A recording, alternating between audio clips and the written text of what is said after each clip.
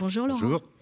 Bonjour. Alors, il faut toujours envisager la débâcle nous emmène à la rencontre d'un narrateur qui est, dès le début du livre, on sent qu'il est quand même au bord du claquage, j'ai envie de dire, psychologique. Rien ne va plus, il a perdu son travail, avec sa compagne c'est tendu, il a du mal à être le père qu'elle attend de lui pour son fils. Et puis, il rêve depuis toujours d'écrire un roman. Sauf que voilà, il n'a pas de sujet et que globalement, il n'a plus envie de grand-chose. Il essaye, hein, le pauvre, il essaye de faire des choses, essaye de faire la cuisine, essaye d'être présent, mais en fait, tout rate. Et puis, il va avoir une idée, semble-t-il, lumineuse, qui est d'écrire un roman sur un certain Grélé. Alors, avant de rentrer plus avant dans le texte, le narrateur, est-ce que ce serait une sorte d'alter ego totalement déformé de Laurent Rivleg? Alors oui, un petit peu. Et j'espère qu'il est déformé parce que c'est quand même un peu. Il est quand même. Il est très gentil, hein, mais il a beaucoup de mal avec à peu près tout d'ailleurs.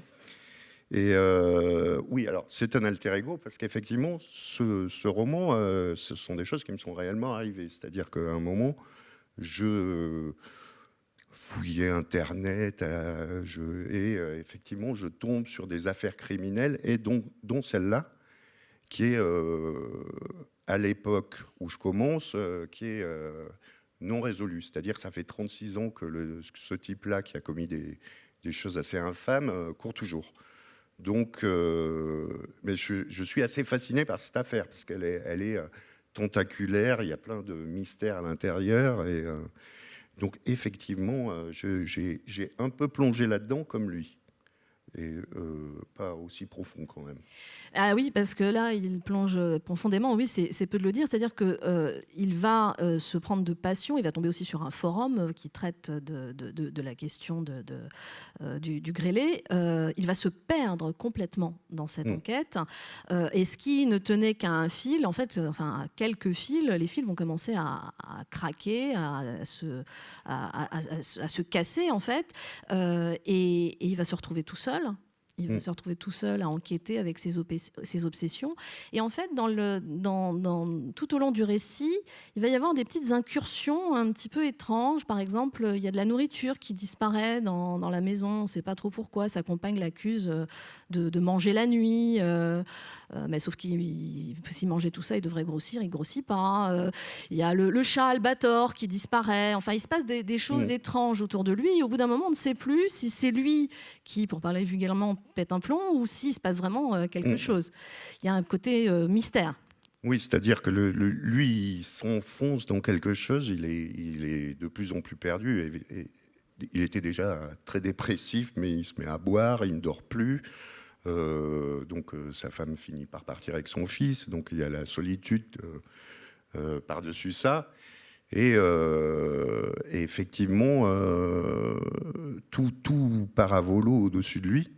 Jusqu'au jour où je révèle le truc, il est tout seul chez lui et il se rend compte que Xavier Dupont de Ligonnès, sur lequel il a beaucoup lu aussi, se cache dans un des tiroirs de son bureau depuis des années, alors que tout le monde le cherche partout ailleurs.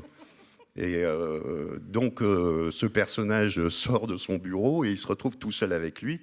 Et là, il se noue une espèce de relation un peu ambigu, parce que lui se sent quand même très très seul. Il est presque content d'avoir la compagnie et l'autre est vraiment super lourd, quoi. Oui, alors sachant qu'en plus Xavier Dupont de Ligonnès va lui donner des conseils pour sa crise familiale. Ah bah oui, des conseils qui sont... il finit même par lui piquer sa carte bleue et commander des sacs de chaux évidemment qui sont livrés le jour où sa femme lui rend visite avec son fils. Donc ça n'arrange rien. Alors c'est un texte qui est écrit avec des styles très différents, si je puis dire, puisqu'on a d'un côté l'enquête journalistique qui est très sérieuse en fait, c'est-à-dire que c'est vraiment un travail de recherche, de réflexion, d'indices. Et puis il y a l'histoire de l'enquêteur. Et puis il y a des petites incursions aussi, je pense notamment au journal de perfidie, que l'auteur va mettre un point d'honneur à remplir. Qu'est-ce que c'est que le journal de perfidie ? Alors le journal des perfidies, c'est lui quand il va très mal, il décide de noter toutes les piques que lui envoie sa femme, qui n'en peut plus de lui. Il faut dire que c'est assez pénible pour elle. Et voilà, donc tous les jours, il note jusqu'à ce que son psy finisse par lui dire que c'est pas une bonne idée parce qu'il ne va jamais sortir de tout ça. Et voilà, oui. Et alors effectivement, il y a plusieurs plans, c'est-à-dire qu'il y a plus que l'enquête, c'est l'affaire quand même qui est décrite, l'affaire du grêlé, qui est racontée donc par lui de manière un peu journalistique. Et ensuite, il y a la deuxième partie du livre, c'est une vraie enquête qui, là aussi, c'est plus qu'inspiré de ce qui m'est arrivé. C'est-à-dire qu'il y a effectivement, je me suis rendu compte qu'il y avait des forums entiers de gens qui enquêtent réellement sur des affaires comme ça ou qui ne sont pas résolues. Et des centaines et des centaines de pages d'élucubrations la moitié sont complètement fous, hein. C'est impressionnant. Et effectivement, à un moment d'écriture, donc je m'étais inscrit à ce forum sur le grêlé quand même, et pour observer ça de près. Et un jour, il y a un type qui dit moi, je crois que j'ai retrouvé le gars. Et est-ce que quelqu'un, moi je suis en province, est-ce que quelqu'un à Paris peut m'aider à chercher autour de ce type?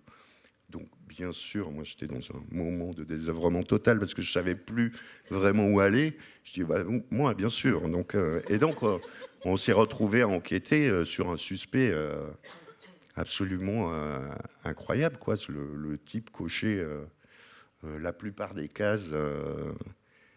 Donc, évidemment, ça a mal fini parce que ce n'était pas lui. Hein, je vous le dis tout de suite. C'est pour ça que d'où le titre du livre. Parce qu'en plus, en cours d'écriture, le type qui ne s'était pas fait arrêter pendant 36 ans s'est pas fait arrêter, mais a été convoqué pour une prise d'ADN, donc il s'est suicidé. Donc il y a eu une résolution de l'enquête à un moment où j'avais quasiment fini, donc j'ai dû tout revoir et tout refaire. Et voilà.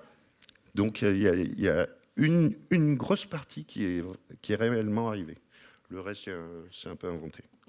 Enfin, je n'ai pas retrouvé Xavier Dupont de Ligonnès dans le tiroir de mon bureau. Hein, il a une autre caractéristique qui, évidemment, ajoute énormément d'humour, on l'aura compris dans ce récit, c'est qu'il a plus de filtre, en fait. C'est-à-dire qu'il dit tout ce qu'il pense. Il est complètement déconnecté. C'est-à-dire qu'il répond aux questions avec le premier truc qui lui passe par la tête.